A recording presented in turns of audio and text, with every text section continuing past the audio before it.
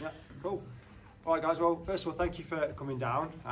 Today is really all about celebrating these four guys here and what they've achieved in the last few weeks, and also BCB and the Midlands boxing really as a whole. It's been a fantastic time for boxing in this part of the country, both in Staffordshire and in the West Midlands and out in Shropshire.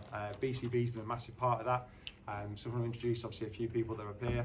My name's Paul Webb. I look after the media side of BCB. So we've got Nathan Heaney, Tyler Denny. On the end, we've got Ryan Kelly, head coach Paul Mann, and nearest to myself, Liam Davies. So just going to talk through obviously these guys' achievements. We'll start with November 18th, which was I think BCB's busiest night, certainly my busiest night since working with the company. Nathan, we'll start with yourselves. British title win, a fight that a lot of people outside of the BCB gym didn't necessarily think you were going to win, but you showed your class, you showed your ability, and it was a fantastic performance. Yeah, cheers, mate. Yeah, it's not many people give me a shout, but me and Steve know what we need to do. So yeah, we got the job done on the night, which was good. Now the fight obviously in Manchester headlining, you had, you know, I don't know how many tickets officially you sold, but there was a huge amount of Stoke fans who were all there giving you a massive amount of support. And that's something that you've had for years, since going back to the early days fighting on the BCB shows at the King's Hall. Yeah, well, I sold 1,700 for that one personally, but then there was more. There's about 2,000 or just over in the arena itself. But no, it's great. Yeah, the atmosphere was meant to, like as it always is, but it needed to be for that one because obviously Bentley was a massive step up for me. So every little bit that can help you did help me on the night, to be fair. So yeah, it was brilliant. Tyler, again, yourself, same night, different venue, the new Wolverhampton Civic Halls, European title fight against a very, very experienced champion in Matteo Signani. You did the business, easily beat him in a comfortable fight, but with an interesting ending. But what did you make of the experience? Obviously boxing so close to your hometown, headlining on Sky Sports. It was good. I can kind of relate to what Nash had for years and years, the support. The venue there is just obviously been upgraded and stuff, spent millions on it, and it's like a York Hall but bigger, better and cleaner. But the atmosphere was unreal, something that I remember forever. Absolutely. Now, obviously a massive opportunity again. You've boxed all across the Midlands on small hall shows like this one we've got this evening. What sort of experience did those shows ground you to get yourself ready for that step up in the European title fight? You do get your experience, but it's more, I think, not so much a bad thing, but I don't want to go back to them. Yeah. Do you know what I mean? So in order not to go back to them, I enjoy fighting on the bigger shows on Sky Sports and whatever, but you've got to continue winning. If not, then I was throwing you in a 6th rounder against a guy who's trained.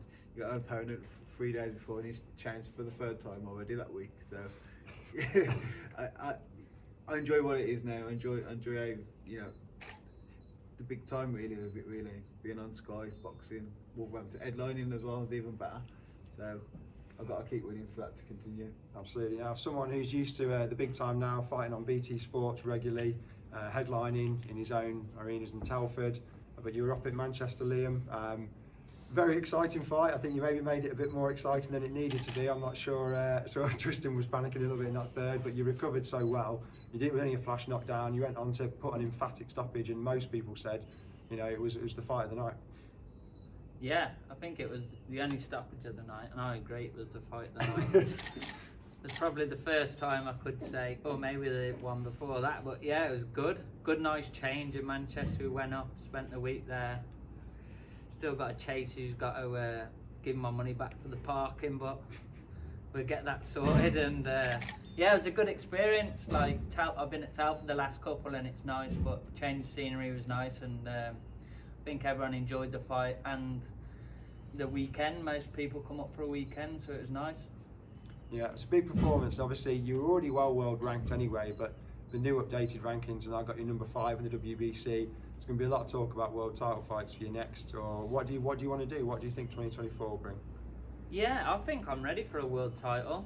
I feel like I've won every belt bar a world title now, and I wasn't probably getting as bigged up as these other kids, like the McCanns and all these other kids in Queensbury, and I think now there's no denying it, so hopefully they can give me my shot. I feel like I'm ready for it, and yeah, just got to hope, because that side of things out of my hands, but I just want to fight again soon. Absolutely. And Ryan, at the end, Ryan, obviously you've fought on these big shows in the past, and you had your own non-televised show, but a big show, absolutely packed out venue. I think everyone wanted seats, no one could get the freebies. It was absolutely rammed in there, standing room only. And what was billed as a real 50-50 fight, a bit of a make or break it fight for you against River Wilson Bent, but you got the win, best performance of your career. Yeah, I mean, it was built as a 50-50 fight, and in my own head I went into that fight. I didn't say it to anyone, but I said if I can't beat, the River Wilson Bents of the world, then I've got no right to be in the sport. So I went in there to, get the job done. Bit of a slow start, but again, I think it was the room was heaving. It was, it was a great night. Took a cut from a clash of heads in second round. My man Paul here, done a great job working on it, and again myself, I'm hoping now 2024 some big shows and some big fights to be involved in. And what inspiration do you take, obviously, from the three guys up on the table here, and others that have gone on and achieved that next step, to make you think that you could also do the same thing? Oh yeah, 100%. Like, I've inspired the two at the end. Liam, I haven't, because obviously, You don't want to spar me. No, I don't. But I've shared the ring. Me and Nath done a lot of rounds for our last fights, and played a big part in each of us camp. So that's what I'm aiming for, is to be, with the big promoters. Got a great team around me. My trainer John Costello. We've got BCB Paul Errol. Errol's non-stop working. He does a great job for the lads and the ladies. But next year's I want to get these fights, Errol. All right. So. Well, we'll cut to you, Paul. Obviously, as Ryan mentioned, head coach at BCB, one of the busiest working men in boxing. If you're on a Friday night in Edinburgh, then you're on Saturday night down in London. You must be incredibly proud, obviously, of what yourself and Errol have built. And obviously, November 18th and these last couple of weeks has really sort of culminated all that effort into however many years of work to finally really starting to get that national recognition that a lot of people always say they know the name, they mention BCB, but we've always gone a little bit under the radar. We maybe don't shout about ourselves enough, we don't brag enough, but you've got to be really proud to be up here with these guys. Oh yeah, 100%, and I think it's all thanks to you say the busiest, but it's Errol Johnson for what he's been doing since 1999. I've just been so privileged, and I'm so grateful to be in the position that I am now, and to watch what I always believed in. He himself, after sacrificing, remortgaging houses, credit card debts, everything, putting these little hall shows on, which Liam, Tyler, Nathan over there, and Ryan here have all fought on them small hall shows, which make it so worthwhile when you see what they achieved.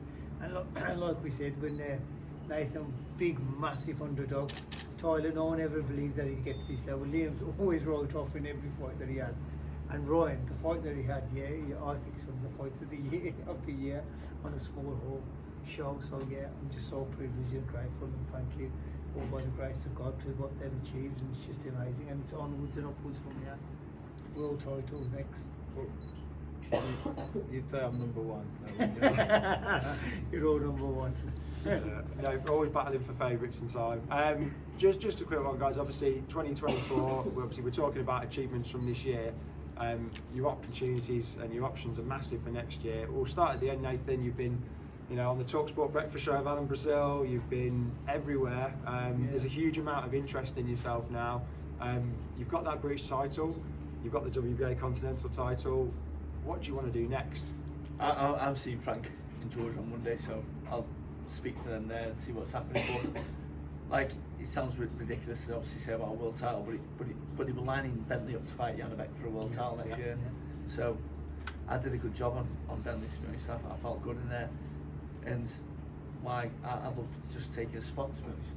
I see no reason why not. If Bentley was going to do it, I don't see why I can't do it either. So just got to see what happens.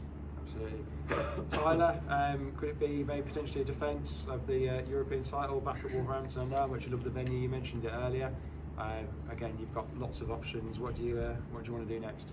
Yeah, I think that'll be next, early next year, hopefully. And myself, why not go for the world titles and stuff? Now saying about, like I said, Bentley was going for it, but we've had it before. Wellborn got a world title opportunity, so why not really? That's the aims really. So I'll go wait for the rankings to come out. But Signani was rated in the top 15 of 2 of them, I think, anyway. So I'm guessing I would be as well. So we'll see what happens. But hopefully get a defence early next year, and then keep moving on. So now, Liam, we mentioned earlier about those world rankings. As I say, hitting top 5, WBC's Nair Inoue. He's one of the most avoided men in boxing, one of the most dangerous pound-for-pound fighters in boxing. But you are ranked in all the others as well. What do you want? Is it the biggest fight, the biggest opportunity? What do you think when people mention Inoue's name? I just want to fight, man. So whoever it is, let me know. Obviously, yeah, Inoue is a massive thing, but I guarantee now if Errol rang me and told me I'm going to Japan, I'll be jumping for joy, because it's like I say, to be the best, you got to fight the best, and I feel like right now, as horrible and cocky as it sounds, I'm unbeatable. So yeah, we'll see whatever comes, but I just want to fight. That's it. That's all I've ever done. That's all I've ever been interested in.